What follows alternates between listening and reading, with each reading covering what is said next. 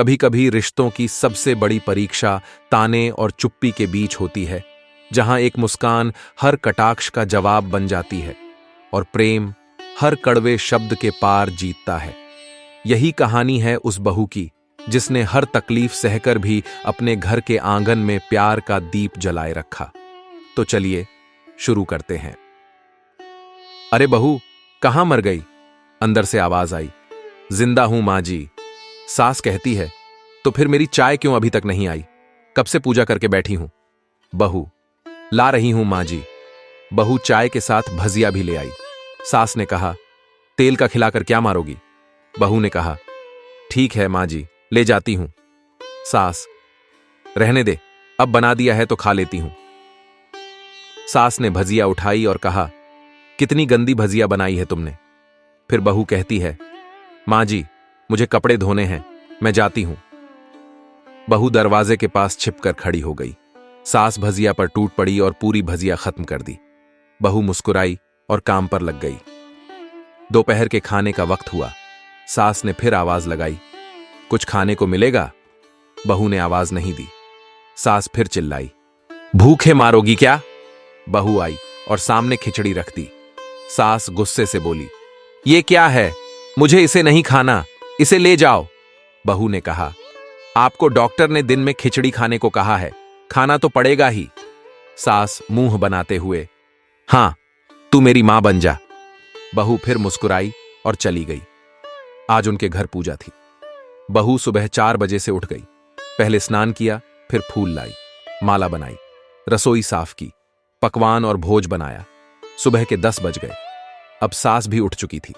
बहू अब पंडित जी के साथ भगवान के वस्त्र तैयार कर रही थी। आज ऑफिस की छुट्टी भी थी। उनके पति भी घर पर थे। पूजा शुरू हुई। सास चिल्लाती, बहू, ये नहीं है, वो नहीं है। बहू दौड़ी दौड़ी आती और सब करती। अब दोपहर के 3 बज गए थे। आरती की तैयारी चल रही थी। पंडित जी ने सबको आरती के लिए बुलाया और सबके हाथों में थाली दी। जैसे ही बहू ने थाली पकड़ी, थाली हाथों से गिर पड़ी। शायद भोज बनाते हुए बहू के हाथों में तेल लगा था, जिसे वो पोंछना भूल गई थी। सारे लोग तरह तरह की बातें करने लगे। कैसी बहू है, कुछ नहीं आता, एक काम भी ठीक से नहीं कर सकती, न जाने कैसी बहू उठा लाए।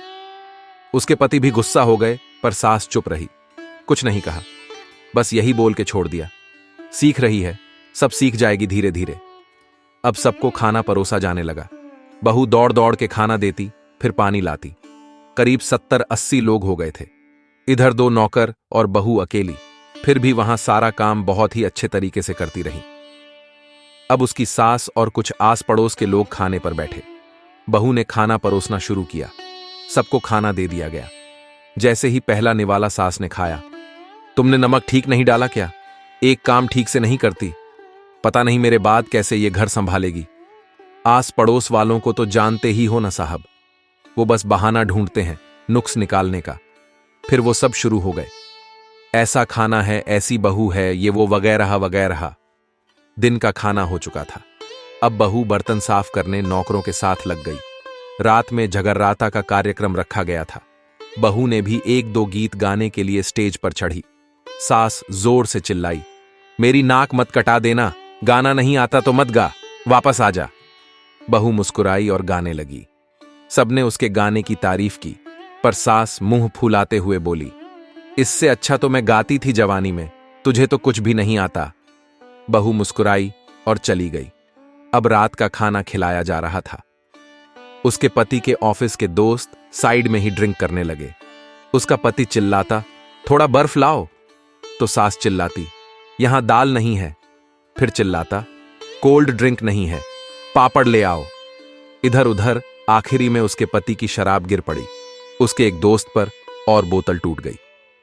पति गुस्से में 2 थप्पड़ अपनी पत्नी को लगाते हुए कहता है, जाहिल कहीं की, देखकर नहीं कर सकती, तुझे इतना भी काम नहीं आता। सारे लोग देखने लगे। उसकी पत्नी रोते हुए कमरे की तरफ दौड़ी। फिर उसके दोस्तों ने कहा, क्या यार, पूरा मूड खराब कर दिया, यहां नहीं बुलाया होता, हम कहीं और पार्टी कर लेते।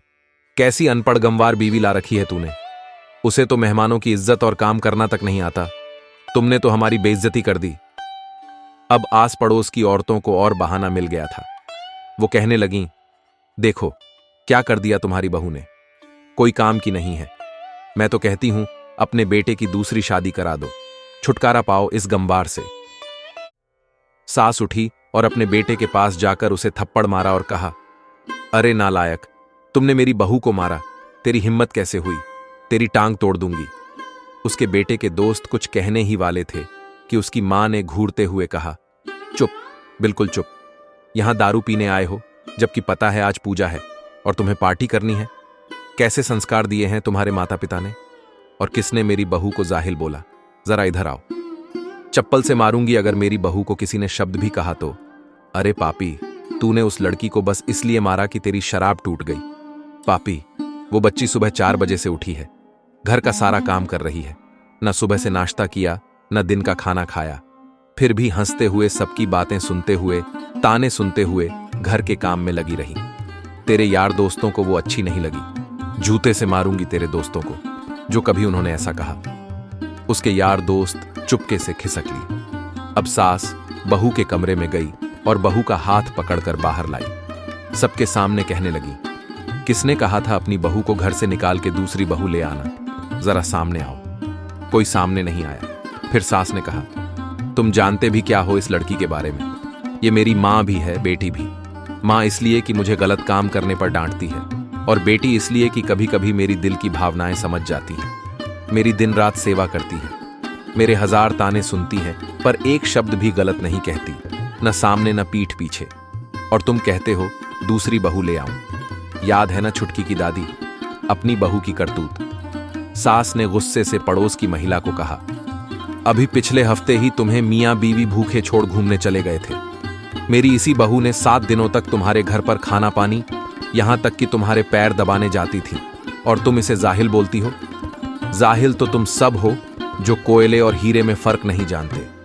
अगर आइंदा मेरी बहू के बारे में किसी ने एक लफ्ज भी बोला तो मुझसे बुरा कोई नहीं होगा, क्योंकि ये मेरी बहू नहीं, मेरी बेटी है। बहू सिसकियां लेते हुए फिर कमरे में चली गई। सास ने एक प्लेट उठाई और भोजन परोसा और बहू के कमरे में खुद ले गई। सास को भोजन लाते देखा तो बहू ने कहा, अरे माँ जी, आप क्या कर रही हो, मैं खुद ले लेती। सास ने प्यार से ताना मारते हुए कहा, डर मत, इसमें जहर नहीं है, मार नहीं डालूंगी तुझे। तुझे नई सास चाहिए होगी, पर मुझे अभी भी तू ही मेरे घर की बहू चाहिए। बहू ने अपनी सास को रोते हुए गले से लगा लिया। सास भी पहली बार रो दी और कहा, चल खाना खा ले। फिर मजाक करते हुए बोली, फिर मेरे पैर दबाने चले आना, और ये ख्याल मन में मत लाना कि सास पैर बोलती है। किसी दिन मैं इसका गला दबा दूंगी, क्योंकि कभी मैं भी यही सोचती थी। दोनों खूब हंसने लगीं। कुछ रिश्ते बहुत मीठे होते हैं, बस बातें कड़वी होती हैं।